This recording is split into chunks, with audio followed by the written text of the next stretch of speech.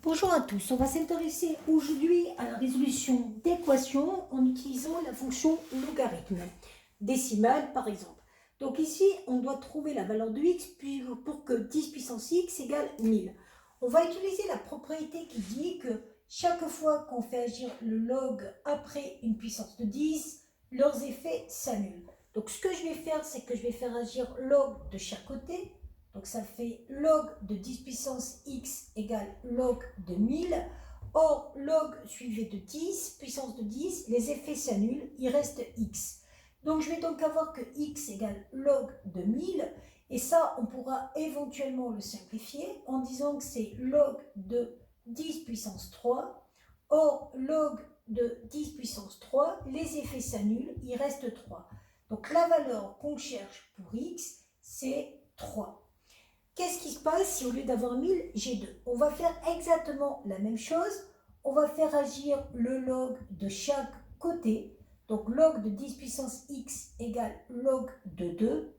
Log suivi de la puissance 10, les effets s'annulent. Il reste x égale log de 2. Bon, il s'avère que log de 2 n'est pas une valeur qu'on peut simplifier, donc on va laisser comme ça. Qu'est-ce qui se passe cette fois-ci quand, au lieu d'avoir 10 puissance x, j'ai 3 puissance x? On va faire exactement pareil. On va faire agir le log de chaque côté. Log de 3 puissance x égale log de 9. Là, on ne peut pas dire que les effets s'annulent parce que ça, c'est ce qu'on appelle un log décimal.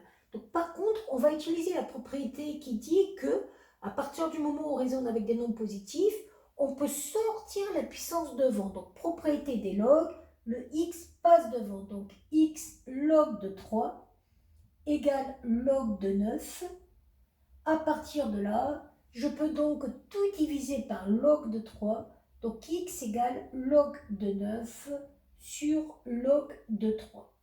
Bon, on pourrait d'ailleurs vérifier que ça se simplifie. Pourquoi? Parce que log de 9, c'est log de 3 au carré sur log de 3.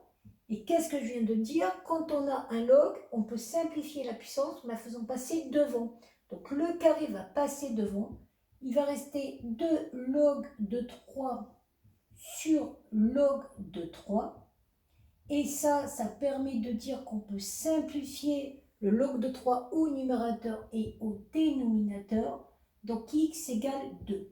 On peut voir d'ailleurs que ça peut marcher aussi avec des inéquations. Exemple, si on vous demande de résoudre à quel moment 10 puissance x est supérieur à 2, on fait agir le log de chaque côté, log de 10 puissance x supérieur à log de 2.